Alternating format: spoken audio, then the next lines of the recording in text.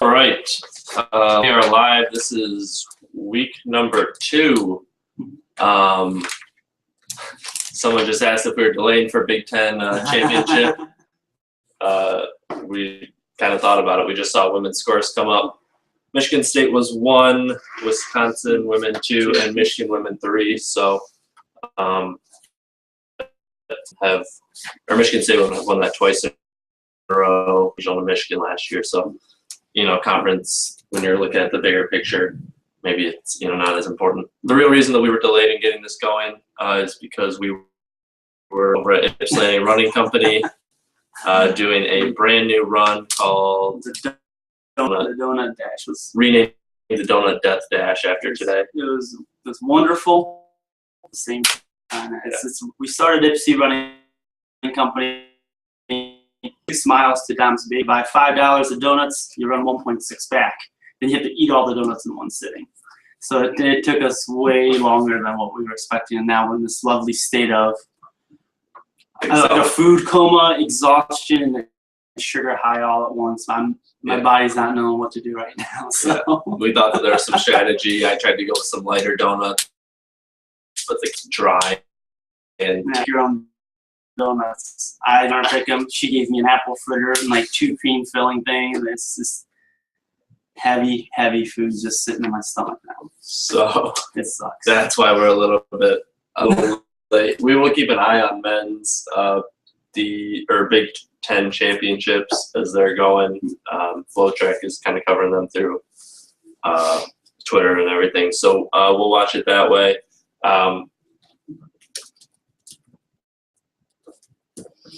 We're going to get started. Obviously, just like we did last. This is admittedly, as we've said, not our main focus. But yesterday, we took advantage of. We had the ability to get up on the roof of the suites, and we watched every single race from up top, and it was pretty cool. We got to the finish line, really close races across the board, and that was cool. Really, from up there, from a team scoring perspective, I thought it would be a little bit easier, but everyone tends to bust out alternates, and it was really difficult actually. Yeah. So, we weren't able to get a very good idea. We were able to see some really good finishes, and honestly, some of the best races or individual races I think we've seen in a while because there were a lot of really getting going. Obviously, D4 first race of the day. Jesse Hershaw walks away with it, 15:23. Dude crushed it. Yeah, just crushed it. I mean, he was continuing to build that lead on. It was pretty amazing to watch that one. I mean, he had a 30-second win. Yeah, that's incredible. And if anyone was there in the morning, which obviously the lower schools, it was freezing. The wind was howling. It was howling. It was significantly colder. No sun out. Yeah. So be done on that Division I, Division II races. Yeah. So that makes 3 and 4 straight for Concord boys actually because they had someone win it 4 years ago. So no surprise there. Concord boys, one of the best programs in the state, especially D4. So good for them. On the women's side, Ava Strenge of Battle Creek St. Philip gets the win, 18:54. But that was a really close race. Alexis McConnell of Mount Pleasant Sacred Heart, 18:58, and then Meryl Sue Hackett, 18:50. So Mount Pleasant Sacred Heart and Hackett especially were kind of competing for the team title too. Beale City ended up kind of sneaking in there because they've been kind of the favorite. They were healthy, and they got healthy, and so congrats scoring 100 points at the state finals. You're having a pretty damn good day. Especially even going back and looking at the boys' race too. You have, Saugatuck we're looking at on the early favorite going in. And Beale City, I mean, give them credit. They had a heck of a day. They had a wonderful, wonderful day. They took advantage of Saugatuck seemed to be just slightly off their game a little bit, and what was the total scoring was 4 points. Right. It's nothing you can do. I hope the guys still there Saugatuck are beating themselves up too. It was a tremendous effort from both teams that got in there. And Bear Lake, they had 121 points, so they were only 16 points out of being a state champion themselves. And Incredible. Concord even right behind them, 123 points. So crazy close race. NCAAs, this is why you see a lot of time, you see 4 trophies being given, and this would have been a very fitting place to see it go 4 trophies deep because, and then it drops off 226 points for the 5th place team. So clearly those 4 teams were in a league of their own. Yeah. And duking it out. Yeah. And it was a tremendous race and fun to watch. And then even on the women's, 14 points, Beale City gets the win over Hackett. Hackett has kind of been the favorite. Collins sisters kind of convened the act hours for Beale City. Beale City got it done. Really impressive when you see a men and women's team win it on both sides. Pretty good yesterday. So we'll get in the initial which was based on a hypothetical. So just they were, and big jump on the women's side. We'll start there. The biggest jump is actually like a Royal Oak Shrine. They kind of finished back. They were expected to get 21st. They finished 12th. Obviously, Grosse Pointe Woods University Liggett dropped 11 for them. We had them finishing 12th. They finished 23rd. A little bit of a rough day for them. Yeah, and there's a lot of factors obviously are running. Saugatuck's number 1 didn't run. Okay. And that's from Rick Bauer, the coach. Okay. And you were still within 4 points. So that's incredible. Then your top dog down, and you're still within 4 points from the state title. Yeah. That's a tremendous run from them. And definitely. That if you look at them, then look at their boys, sophomores, and their third man just seems to be a senior. And he's really the 4th man because number 1 didn't run. Looks to be the big favorites next year in the coming years. Cool. For them. A little bit about regional. And try not to too much. Region 30, especially inside and Breckenridge, that's 1, 3, 7. Stacked regions. 3 teams in the top 10. In the top 7 is crazy. Coming out of one region. You got almost a 14 out of that region. And that's something that I'm sure we'll debate about a week from now at the coaching clinic. I'm sure that 4th place team might be a little bit upset. On the men's side, region 30 and 31, really solid. They have 3 teams in the top 15. That's Beale City, Breckenridge, Evart from 30, and Saugatuck, North Muskegon, and from region 31. So pretty impressive. Our ideal situation for regionals would be if you got 3 in the top 15, you'd get an extra qualifier the next year. So obviously that didn't pass, nothing like that. But if next year that 4th team is maybe a team that deserves to go, so we have a little bit of basis for that team should have a good region last year. So that's what we'll focus on that next year, definitely. Absolutely. See where that goes. We'll move along to Division 3. This is going to kind of move along pretty quick here. And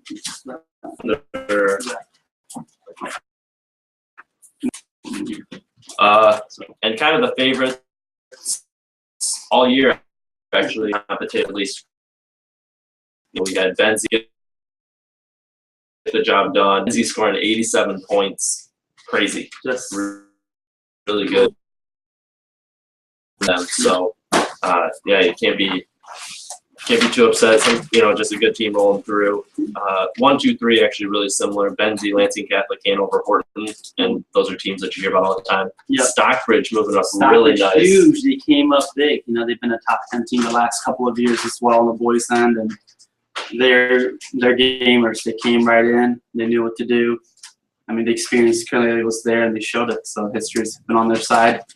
And Shepherd gets another top 5. That's another program that consistent team. Coach Rock in the Rose yesterday. Yeah, that was funny. Usually I see the big poofy hair, but that's for sure.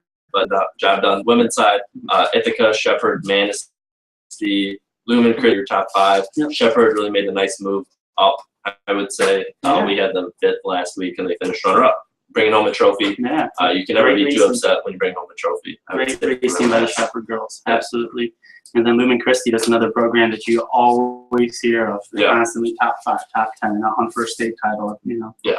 So D3 boys, really no surprise in a big perspective. Rivera done again. He runs 15. It's actually a little bit, would be 14 stuff we can call it. Yeah, we have 2 high expectations, County Central in second behind him. And he's just a junior, so actually a majority of their top 10 here are underclassmen, it looks like. It's looking like a great race next year. And I know we touched on this last week as well. You always think that the class that's leaving is going to be the best you'll ever see or something like that. And this group of seniors is very good, you know, D1 to D4, but it looks like it's being restocked already. So pretty amazing stuff. Yep. And then actually the girls race, that was an amazing one that came down to the wire individually. You know, it's between Holly Bello of Traverse City St. Francis, and I think it was Amber Wade from Charlevoix. I mean, 17:51.3, 17:51.5. That's crazy. Came right down to the wire in a cross country race. You don't see it too often. Yeah. So that's just absolutely thrilling to see that. You know, just now coming into the stadium, everyone's going nuts about that. Yeah. And that's something that, you know, I think a lot of when it goes to the last race, that more. Yep.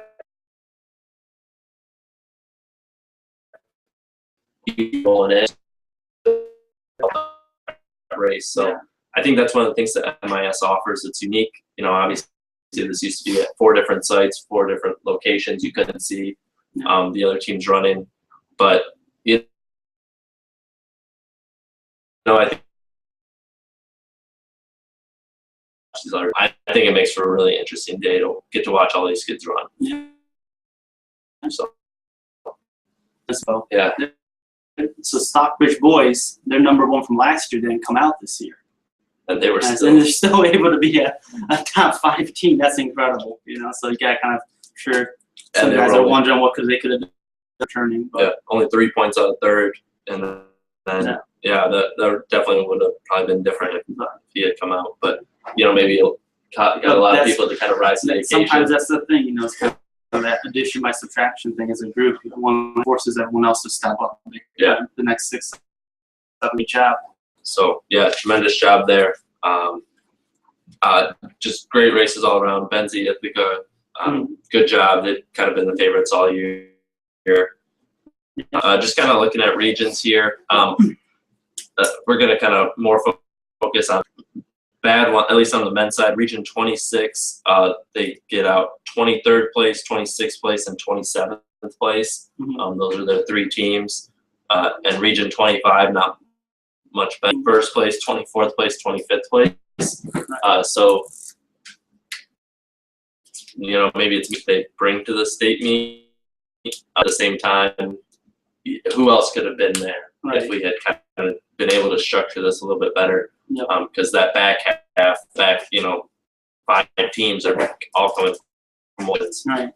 It's kind of coming from the same area. You got to think, you know, 7 teams there. You got to think you're telling me there wasn't another team that could have added more to the field and the overall value of this race. Yeah. You know, and not to knock on, again, those bottom teams, but they did their job. Yeah. They did their job, and that's all they could ask for them. So. Yeah. The rules are, you know, top 30 or top 3, they got it done. Region 23 side, I think Lansing Catholic and St. Louis. This was up at Uncle John's cider mill. Actually, and just a loaded 3. Yeah, like you said, 3 in the top 15. Just another loaded region. Be interesting to see. And we probably should have done that homework. Who was that 4th team that didn't quite make it out?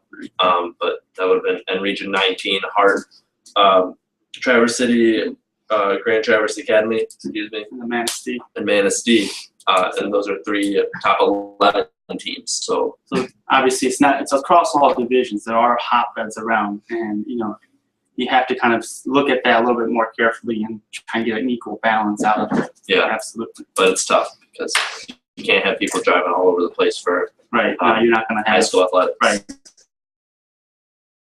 You go say, have those Lansing Catholic go to Traverse City. Right. It's a little ridiculous. High school sports after all.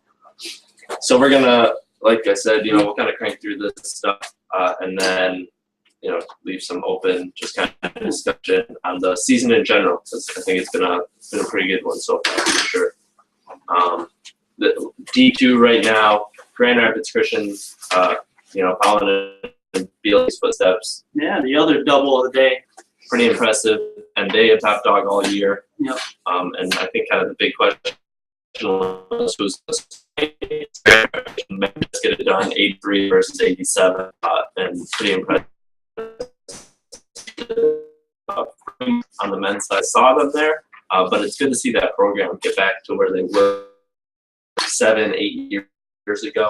They were rolling it out, and it's kind of nice to see them back in the picture. Talking to their coach, he was obviously very happy for the boys and thought everything kind of went well. His top 3 are sophomores. His number 4 is a senior, and then his 5, 6 are sophomores. Yeah. So look for that team to be there. So that's probably next year's favorites. Yeah.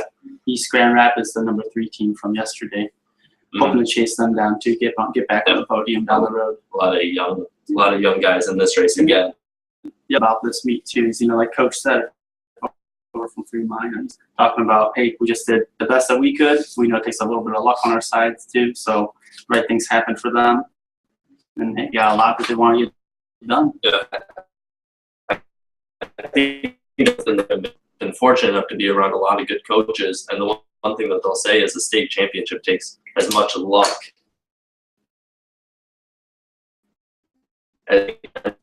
It's a lot of others, so really all you can do is to have the best day that you can, and then hope that some off day. On the men's side, top region and Karuna from region 15, 3 in the top 8. Yeah, pretty impressive. And then I think that's region 12 or 13 actually. Yep. St. John, Grand Rapids, Forest Hills, Northern Rapids, yep. And 3 in the top 18, pretty impressive, and 2 in the top 9. Really bad regional, actually. Region 17, I apologize for saying that, but they actually got the 4th team out, and that's what happens when you don't have a good team up front, because you just don't fill those spots. Their first team was 13th place, Orchard Lake St. Mary, and then they had 26, 27, 28.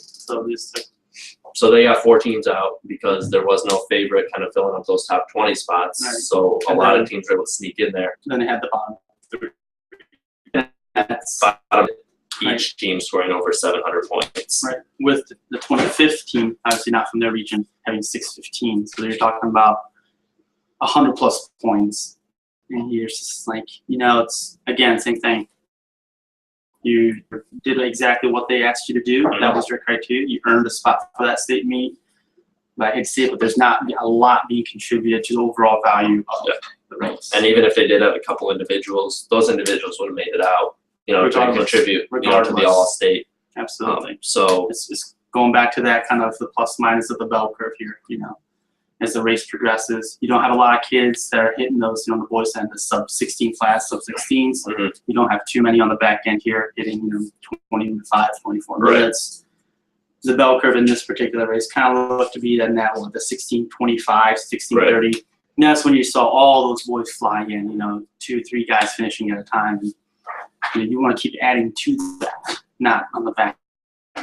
And the boys' race was really exciting up until .1 to go. Austin Sargent and Morgan Beatles come of Algonac and Cedar Springs, kicking it in.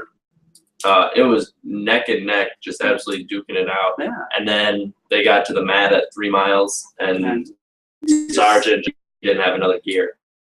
He's obviously the defending champ, so. But they were neck and neck, through everything. Right there. Then he just ran out. Yeah, 12 seconds. Back, for the week.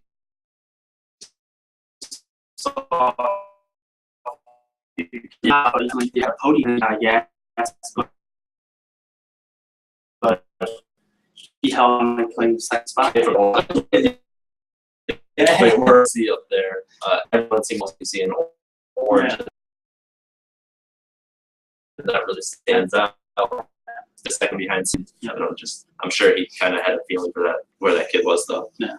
On the women's side, Christian obviously gets it done like we said. Otsego, I'm really impressed with that. They had a great day. Listen, they got the coolest warm-up jackets They I've did. ever seen. That thing is fly. So shout out to their coach on that one, man. He was very hesitant to tell us where he got it though. Right, It seems he's trying to keep that in his back pocket. I'm going through like BSN sports catalogs, looking at Under Armour jackets now.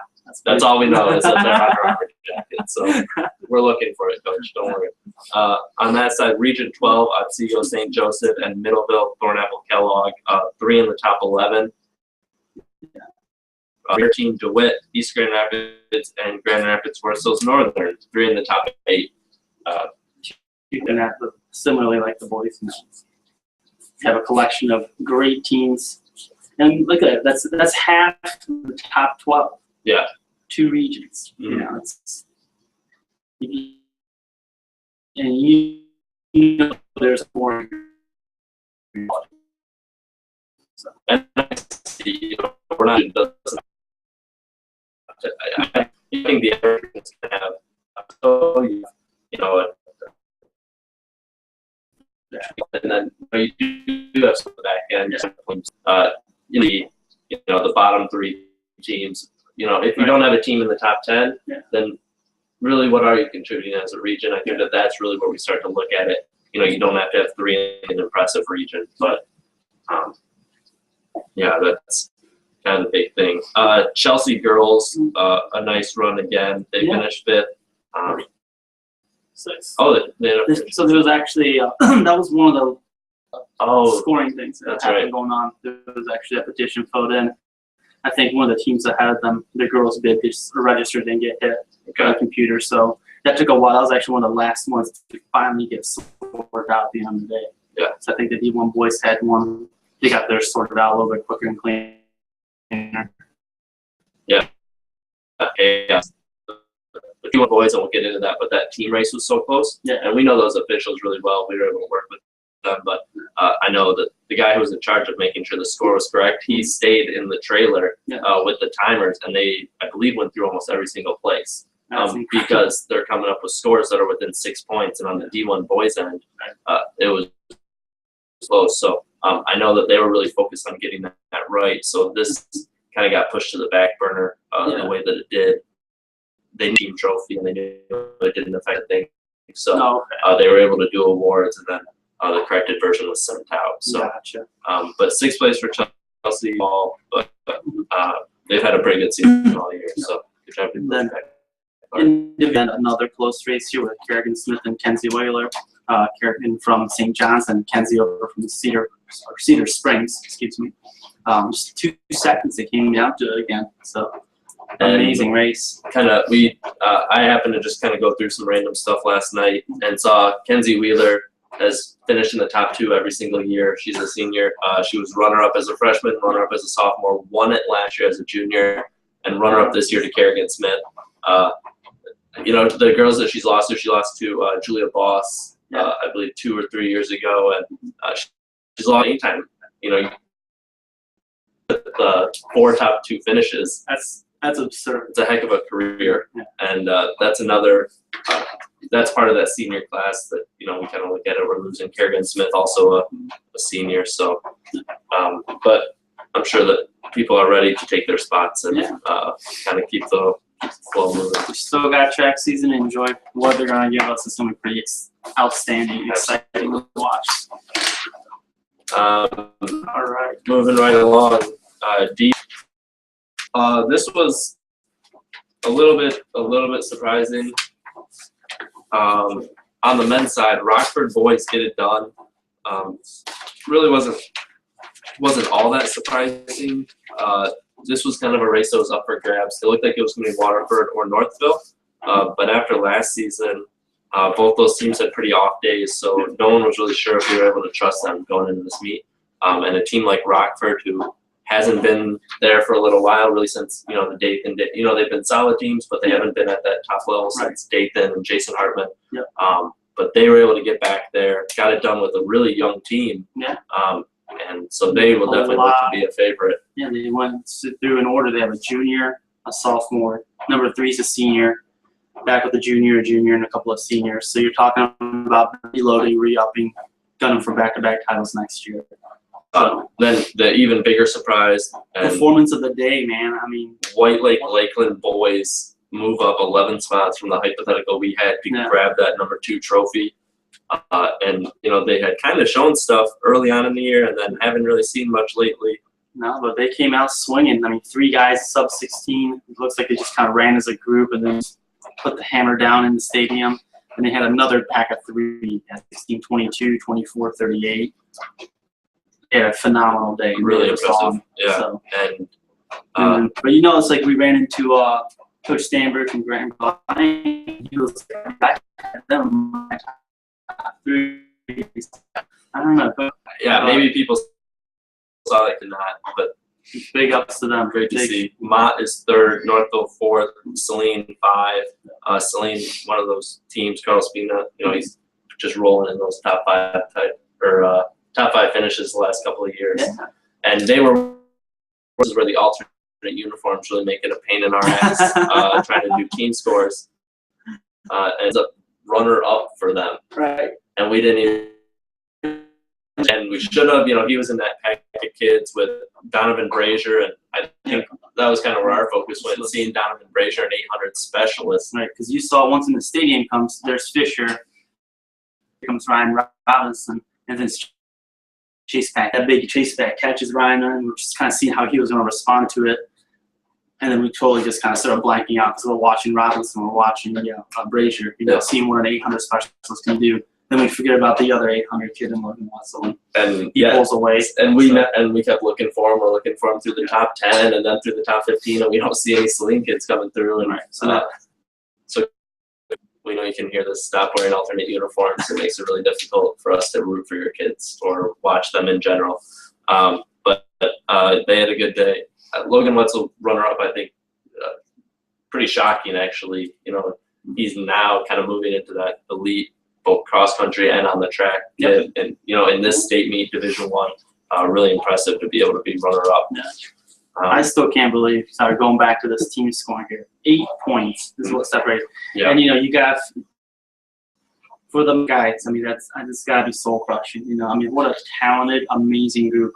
That senior classes, if you look at it, their senior classes, their top 7. Yeah. That has been the top guys for the most part. They're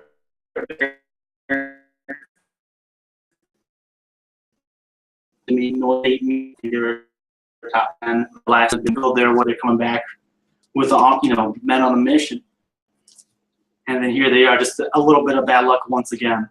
And then they're 3rd, and you hate to be disappointed in something like that, being top 3 years in a row. But it's unfortunately that was how the chips fell for them. And kind of looking at the men's regions really quick, really shocking which region overly performed. Region 7, and that's White Lake, Lakeland, Waterford, Mott, and Walled Lake Central moving up really nicely. That's 3 in the top 7. Yep. And that's out of that Waterford Mott region there. And I definitely didn't see that coming. That's a really impressive. Looks like those teams had it lined up and ready to go at the right time. Region 4 was the region that we were kind of keeping an eye on. And they actually kind of underperformed. Pinckney is your number 1 team in 8th, and then Ann Arbor Skyline and Okemos finished 13th. A little bit of underperforming, 3 in the top 15 still, but we had them all kind of pegged in that top 10 to 12 slot, so, and they only have 1 team in there. Yeah, that's a little bit of a disappointment. And also Region 2, and that's the one that Saginaw Heritage unfortunately didn't make it out of. Yep. But Grand Blanc is your top team in 9th place, Holly in 11th place, and Clarkston in 18th place. And Holly won that regional.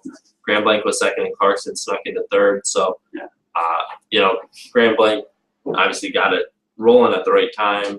Anytime you have Grant Fisher, it definitely helps with this meet. But Yeah, and you know what? Also, let me look at it. Give credit to Region 1, Rockford, TCC, TC West. Yep. All right there. So it's kind of nice in this one because of the populous areas too. So what you're going to get is you're going to see more of those. Yeah. It's not going to be quite staggered like in the smaller schools one where the hotbeds are just a couple of them. You know, but And Region 3, actually kind of our 3 and Region 8 really underperformed. Had 25th, 26th, and 27th place the last and the 3. one with the bottom 3 region. You know, Grosse Pointe North is they scored 828 points. So that's big places. Region 3, Portage Central, Grand Haven, and Hudsonville are 21, 22, and 23. So another case of it's like not the bottom 3, but the next to bottom 3 yeah, almost, right. You know. So those are 2 ones that you'd almost want to see something happen at least to balance it out a little bit more. And I know it's kind of a far drive, but I know that they do sometimes send those Grand Rapids area teams down there, and that might be something to consider because you know Traverse City Central and Traverse City West are obviously in a league of their own, right. You know, really, really far north for D1 schools. Right. But Rockford, you know, it's a couple-hour drive, but hour and a half drive. But you know, to come down to kind of even that balance, maybe that's something they look at next year. Yeah. On the girls' side, well, we'll get into individuals a little bit later. More obviously, Grant Fisher running well. Seahawks, and they kind of showed why they're the favorite all year. Traverse City Central, you know, ran on a faster course for their regional. Yeah, and the hypo kind of looked like it was going to be a closer race, but you know, when the rubber hit the road, I'll see home anytime you go 1-2, right? Not just in the team race, overall 1-2. And you know, Traverse City Central, though not to be far behind, they were like 4. You know, had 2 in the top 10 of their own. So. Right. So, if anyone was following us online yesterday, we kind of talked about the value of your 3, 4, 5 runners. That's enough. If you keep looking through your moments today, take a look through all the different regions, or sorry, not the regions, but the divisions and genders. You know, kind of get out of your typical comfort zone and look at the top 3, 4. Just add them. If you do that, and you can see the difference makers. You know, you switch C home and TC Central's 1s and 2s, not much happens. Right. You know? That is the strength of the team. If you want to win a state title, you better have a damn good 3, a 4, and a 5. Yeah, and that's good. It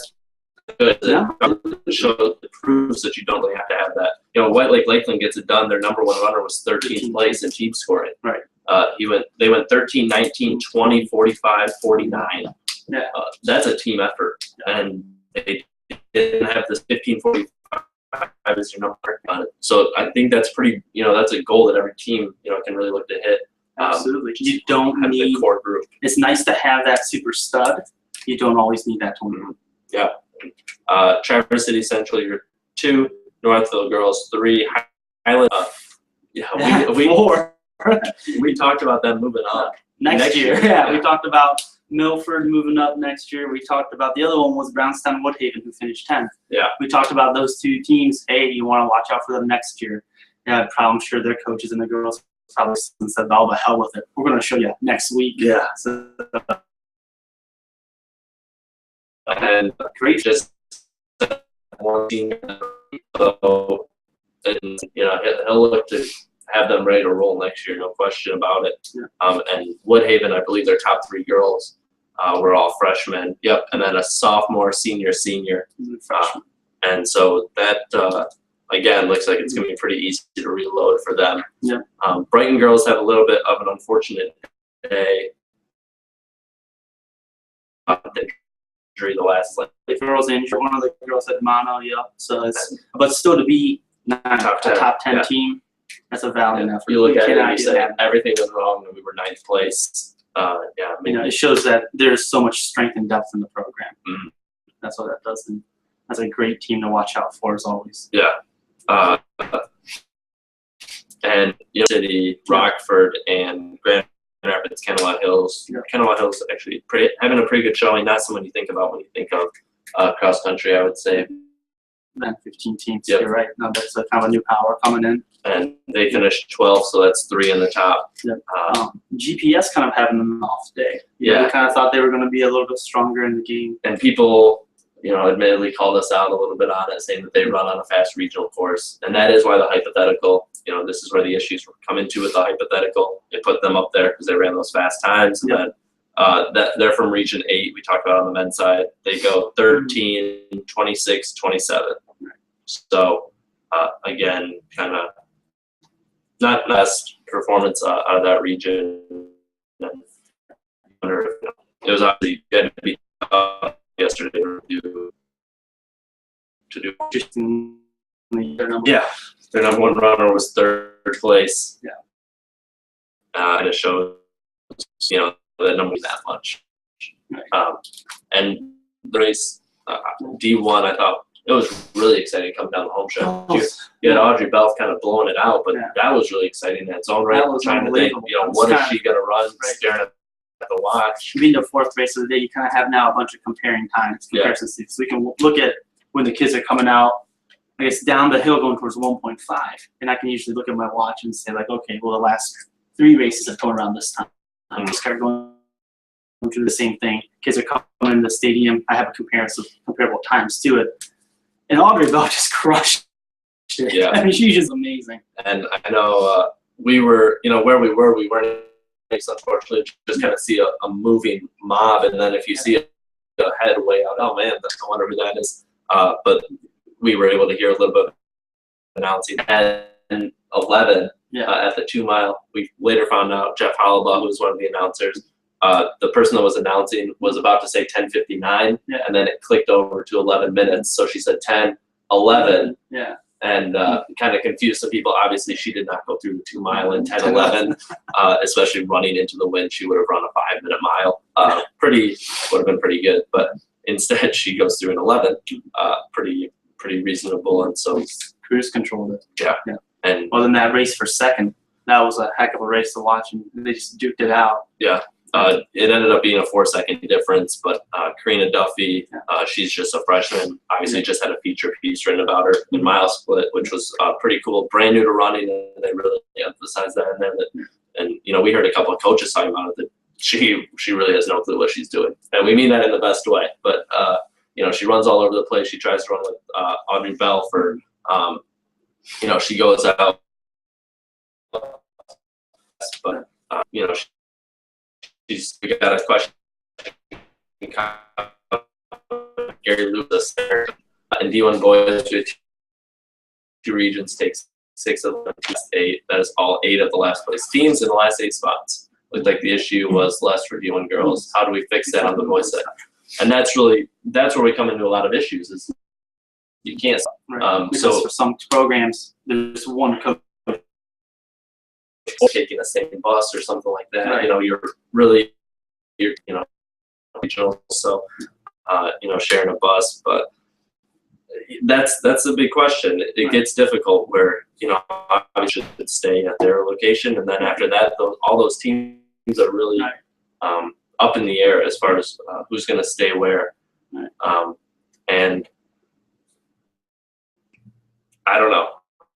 That's the problem we went into this last week. I think that adds another race. You then shift. You're either asking the MHSA to add a week to this, which I think is, based on what we've kind of run into at the MHSA, it's pretty unlikely. Or you're asking every invitational to shift back a week, and you're going to lose some. And then you're asking the kids now to really tap into the law one more time. Now you have a conference, a district, a regional, a state meet. Mm-hmm. For some of those teams, you have to make a point. The third step in the progress, making it to the regional is a big deal.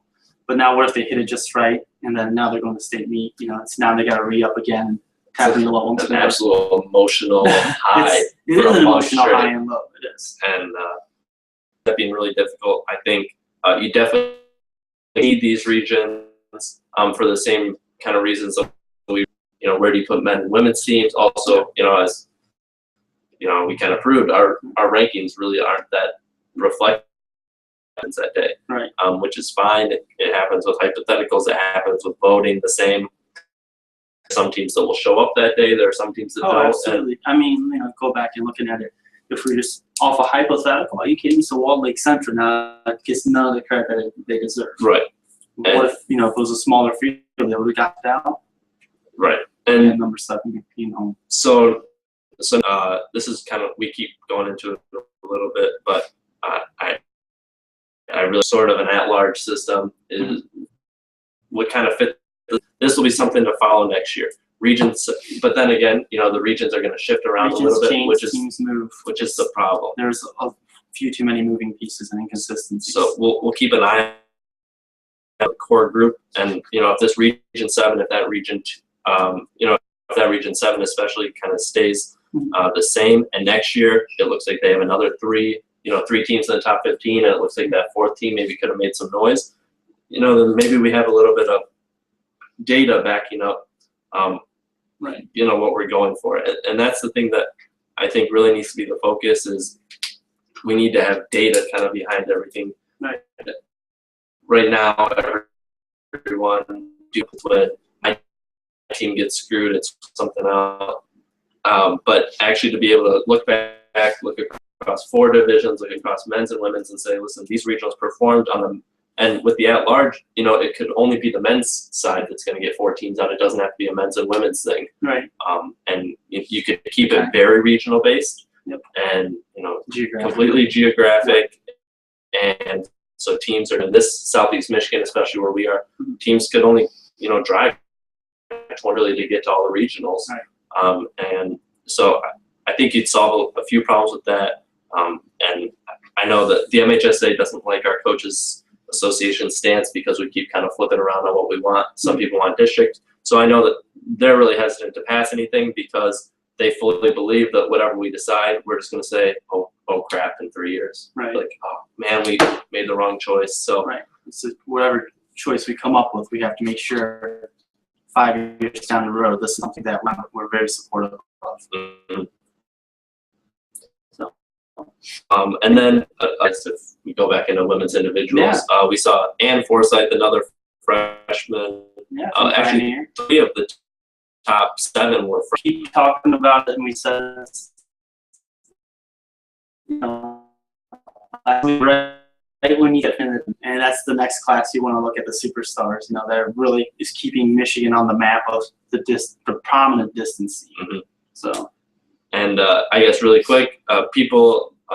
I know yesterday Miles posted something which was what's the best Michigan or state for cross country, right? And unfortunately they put it out yesterday when I think probably a lot of states had their state finals, so no one was able to vote. But get over. I know it's just a stupid poll, but go to Miles split and actually vote for Michigan. Make sure that these people realize that anyone who I think looks at results from across the state, we'll see that we are definitely producing some of the top talent. Right. Audrey Belfort in 17-19 on a pretty tough course. A lot of course they run on roll. Nice.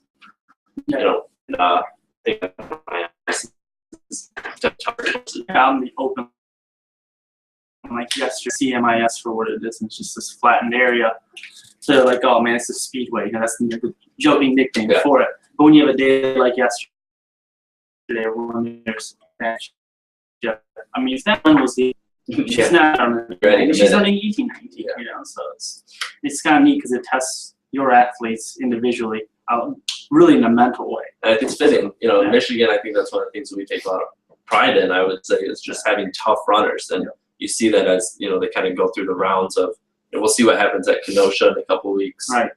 But you're looking at a number of kids from the state doing very, very well, men and women's, assuming that they have good, all of a sudden they go down to San Diego for nationals and going down to nationals, in early December. San Diego, it's 12 degrees here, it's 72 down there. That's a godsend to him, being able to run that. Nice. On the men's side, congrats to Grant Fisher, obviously. 14:52. And just hammered. Yeah. The second he rolled into the stadium, it seemed like that's when he really accelerated. Obviously, we weren't able to see completely far out, but he led the entire thing. And then the second he got into the stadium, it was just pedal to the metal. And he really broke it open as soon as he hits the mile. You can see this big pack of guys around 444 to 447, 448, and then. But if you look at their second mock, he ups the 443, and everyone else, he just blew it wide open there. And that's when you're running into the wind. So to have the same first mile as second mile on that course, when you finally do make the turn, you run into the wind a little bit. Yep. Yes, and then 5:01 coming back into the stadium, and I wasn't out there. I'm not sure if that ground was soggy or not. I heard from some of the officials it was all right. Just those howling winds actually did really up and drying it out. Good to see Anthony Berry. He finishes third. He's the first underclassman, but right behind him, Isaac Harding of Rockford. Yep. And that's another junior. So right there, kind of getting.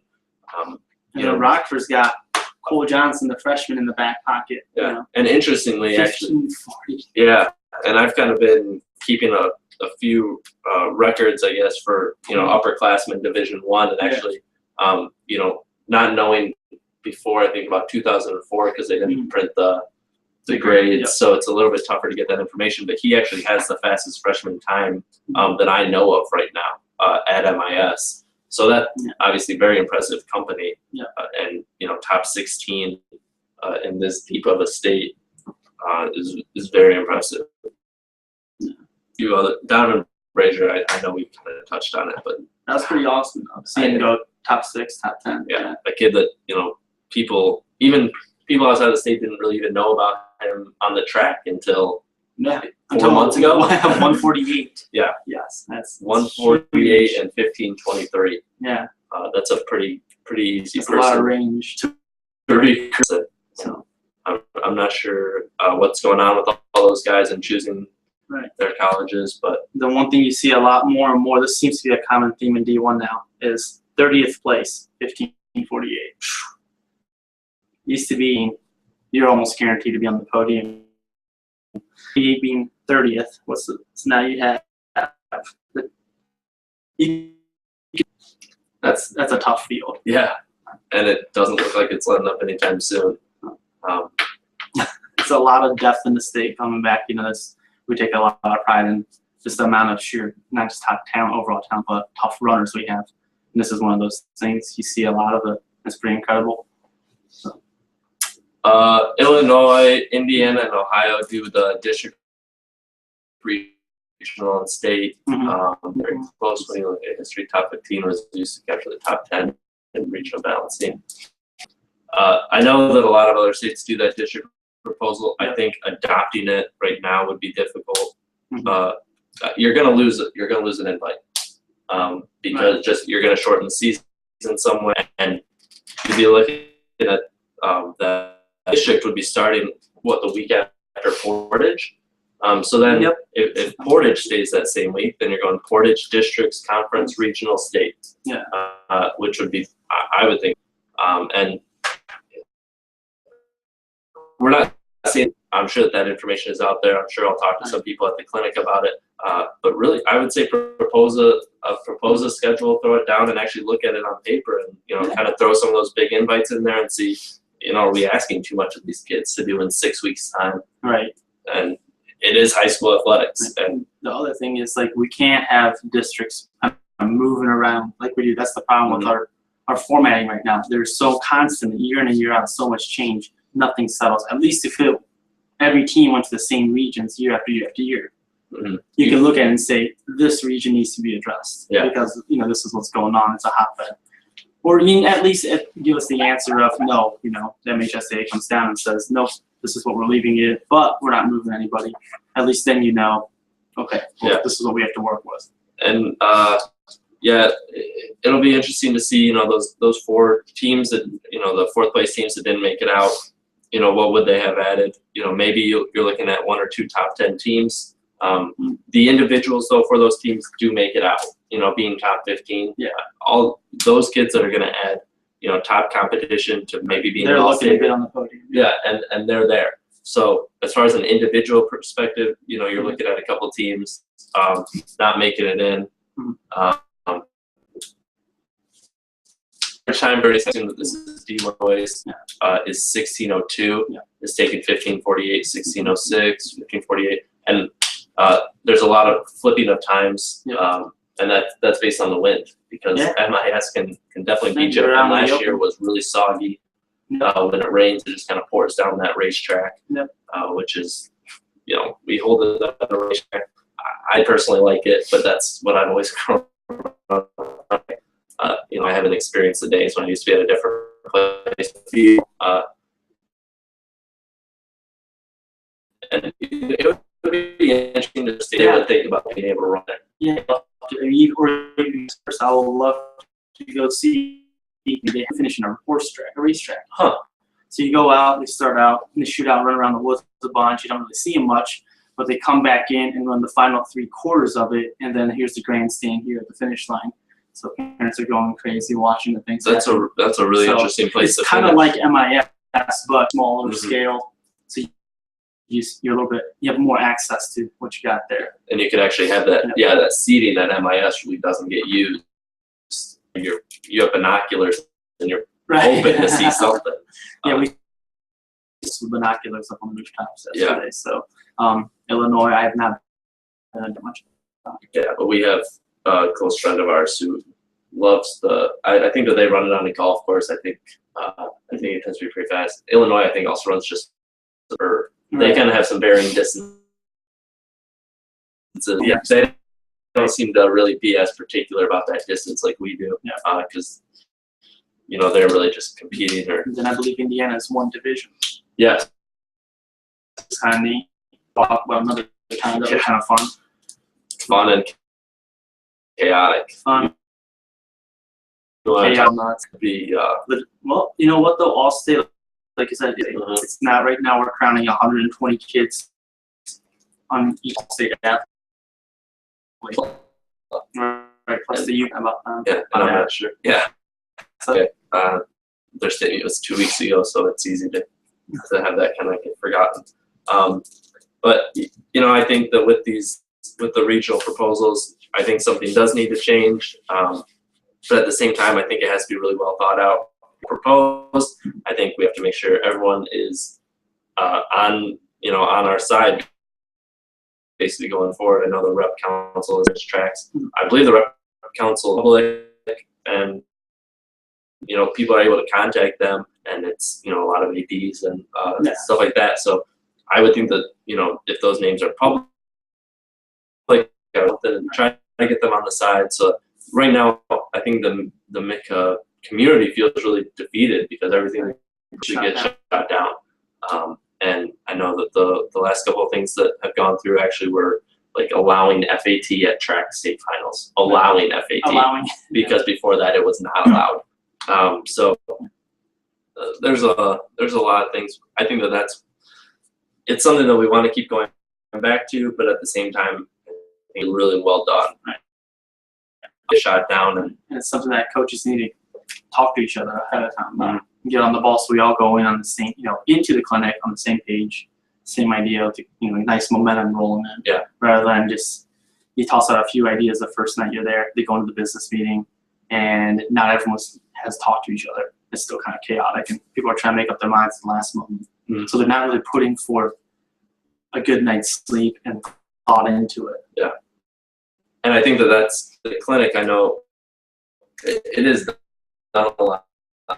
We point of the session should be just us as a session, so all and just an open and active discussion, because the business meeting is so structured. You're voting on stuff. You're doing this, right? But just another one where all they come to, and it's just kind of maybe small round tables or something like that. Like, let's discuss what are your guys' thoughts on this? How can we help this sport grow? Because, we don't get this chance to talk in season. You're talking about the next week. You're worried about your kids. You're worried about state finals. So we see each other, but we don't really talk about this stuff. So this is really our chance.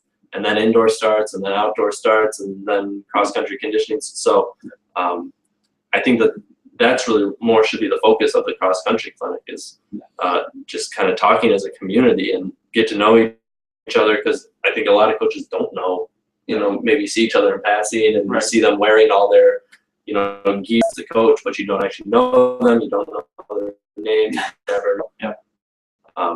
And I guess another quick thing, we're going to be trying to do some kind of an year and coach coach of the year. And so we'll try to throw something together here in the next.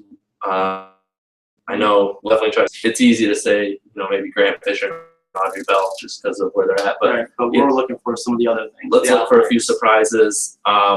It's easy to always crown the coach of the winning team, but sometimes what we're looking for is also White Lake Lakeland coach, maybe, you know, having a great day, moving up a lot of spots. It's huge. Bringing home a trophy. No one really expected that. And we need to see some, you know, when we get it up, maybe we'll have one from every division because, you know, like we say, we don't know that much about D4, D3. We can't follow them throughout the entire season. And so for me to safely say between them and D4, I probably wouldn't be able to do it.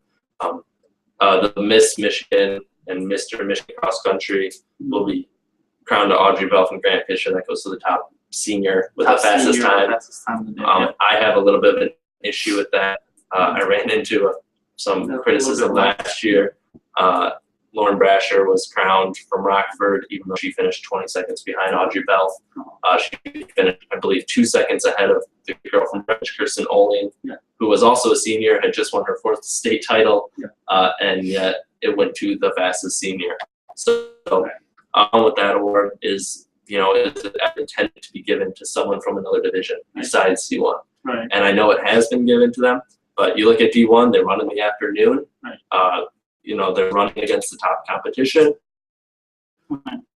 So a little bit, you know, we're supposed to be experts in it. We now what we've only done, and we're looking at tracks or cross country so subjectively, or objectively rather. I'm sorry, and I think a little bit of subjectivity needs to go into it and say, you know, who did have a better day? This girl just got 4 straight state titles, and she won her race by, I think she won by like 40 seconds. And instead we gave it to the girl who finished runner-up. And so 2-second better time. And that stuff is always going to happen as long as you're doing it that way. You know, you're not going to make everyone happy, but at the same time, like, just towing around and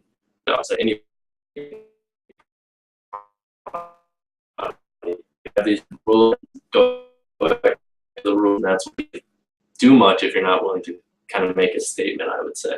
And that's something that I think we need to do a better job as a coaches association. And coach of the year is the same thing. You know, it tends to go to just that winning team. You know, sometimes it's very deserving. If you win your division, there's a lot to be said for just getting the job done that day. But also, there's a lot of other teams that have great days. And I know you have to be, I believe, a top 10 finisher. You have to be a MIC member, obviously. But I'm sure that there are teams top 10. But you know, if you're a D1 coach or you're a D4 award, there's a lot of what's said. You don't really know those coaches really well and the individuals well because you're constantly racing the teams in your division at every invite. Unless you happen to have a good friend that you've known for years, you're probably not going to have a good thumb on the pulse. And so maybe that's something we think about this year. If you are voting, if you really don't know who should win D2, D3, D4 don't coaches, vote. Don't vote because you could be putting a vote to someone or taking away one for someone that deserves it. So let's, you know, maybe let those D4 coaches handle that, D3 and so on. And if you think you know, go for it. But if you're sitting there going, well, you know, I know they won, well, all right, maybe that's not the best reason. You know, I appreciate everyone kind of tuning in here. I know I was actually kind of surprised by quite a bit of feedback. It's pretty awesome. And we actually heard some people yesterday were kind of shouting at us saying that they saw us do this, which definitely makes it worth it. No, we appreciate it. Any bit of feedback we can get to make this better, to help get this message across more and more, we want it. And so, we were fortunate to, you know, we were tweeting everything obviously yesterday during the races what we could. And I heard a lot of people, you know, saying that the MHSA's live stream didn't work that well. And I believe the audio on that is just the announcer audio, which, you know, they're doing the best with what they can. I know a lot of those officials, David Mitchell, George Mitchell, is usually out of Milwaukee. That's how they're on the loudspeaker. So you're hearing Through a walkie-talkie going into a microphone. You're hearing you're hearing a lot of things. You're hearing the person cheering next to them. Keep an eye on team plays as well. So it's a difficult job. Actually. Yeah, you can't knock on them. They're probably likely working for free or very cheap just to be around the sport, which is kind of a common theme with our state. There's a lot of people working very hard for very little. But we would definitely be, we were happy to bring a little bit of coverage and kind of. I think a lot of people covering it. Run Michigan was obviously there, and they're kind of the official. They're covering it for the state of Michigan, so they have to be very objective, which is fine. There's a lot to be said for that, but I think having people who can also kind of weigh in subjectively and say, that's a surprising finish or this or that. Yeah. Run Michigan also has their hand in a lot of stuff. They cover Michigan State. They cover road. Going to be experts at high school cross country. So a lot of the time they're just interviewing the winner, or they're just interviewing the team winner, or something like that. They're not really see them at the state meet, and that's about it. Yeah, a couple regionals if they're lucky. Yeah. So that's really all we're trying to do is just kind of add to the coverage, because it's definitely a worthy state meet, and we hope everyone was allowed to. Gary Lubert from Saginaw Heritage just posted the rep council names. I'm not sure if everyone can see those, but if not, we can add that link up online. It looks like it's very easy to get to MHSA.com about them, about the MHSA Representative Council. Pretty easy. Yeah. He also posted about the districts, and we'll get to it. With districts being 8 to 10 teams, it will be much easier to make them geographic in most cases. Plus 5 teams will move on, so even a stronger district is unlikely to have as many issues. We would have 5 teams in Midland-based cities. Okay. The proposal was 5 teams would make it out of districts, and then I assume it would be 3 districts would be converging into a regional. Yeah. A few things that might raise an issue. Monetarily, hiring officials to be at all those meets. So and I'm not sure, right now, regions, maybe districts can be one of 3 or something, just to kind of spread it out. I'm not sure, because I think if you tried, I don't even know if you would have enough timers, because it would be times 3 divisions, and that would be a lot of people that you would have to try to track down to time, officials to work, and the MHSA would have to cover all that because it's a district. Yeah. And that honestly might be the bigger thing standing in the way.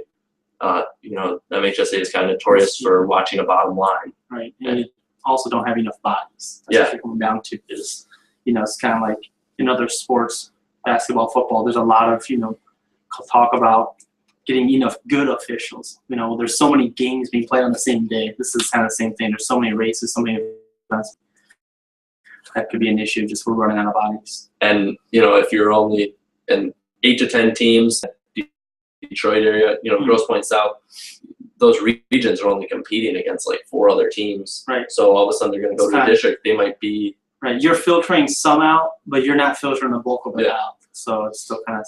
And, you might go to a region, they might be one of 3 teams or something. And so then there's still 2 making it out. And, this is, once again, this is just an active discussion, and it's why I appreciate people kind of, not everyone is at, and, this is one thing, not everyone knows all the details about that district proposal. And maybe it's been emailed out, maybe it's been posted somewhere, I'm not sure, but I think that's, you really shouldn't vote for something if you don't completely understand really what you're voting for. Right? So as far as 8 to 10 teams, 5 teams making it out, that's I knew it was something like that. But again, this will be definitely a good, I think, starting point for next week at the clinic. Yeah, absolutely. And look forward to many people here. And a few other beverages. Just enjoying the weekend. Finally, the season's over. It was a great one, no question. Can't believe it's done. Honestly, I was saying at the meet last night. Just kind of like yeah. So people are probably looking, and also the state finals, which is at EMU this year. I know it's kind of crazy about that. It's actually February 28th. We got really lucky this year. U of M, Thursdays. I don't know the exact dates. Look for them to be coming out pretty soon. So keep an eye on that. EMU state finals will be February 28th. I heard a sprint medley relay was added, 4-2-2-8. Okay. Kind of trying to break up the 4x2s a little bit because I think like 35 teams qualified last year. Then we can probably do some kind of follow up with, obviously, you got the Mid-East stuff, you got Foot Locker, Yep. you got Nationals. Excuse me. So, although the actual season for most of us are done, we still got a few more guys and gals we can keep track of too. When the fall season continues, we're crazy to say another month for some of these kids. Let's hope that East meet. Let's hope that some, Takashi is actually the coach for that with Mark Scholes. Mark were saying last year. Yeah, so Takashi will be taking that over, but state is loaded with seniors. We'll see how many of them though are actually running it, attended, especially with the top kids. It is kind of a nice stepstone right before Foot Locker there. Yeah.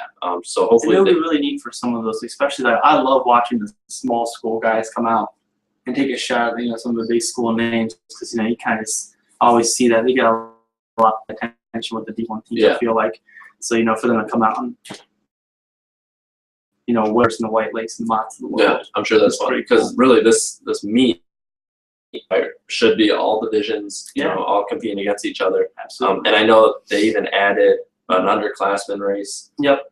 There's I believe it's called a Future Stars race. Yeah.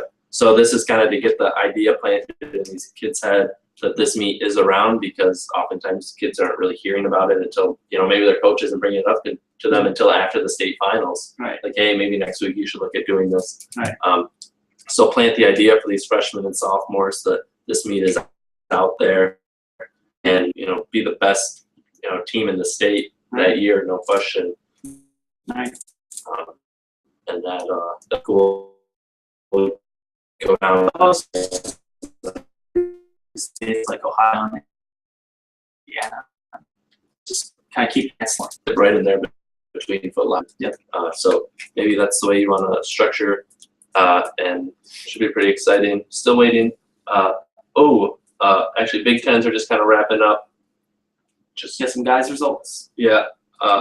Terrible. Awesome. Nice picture. Really helpful picture that I can't see. Wisconsin men win it with 47-77. You got second? Yeah, there's Indiana 4, Michigan State 5.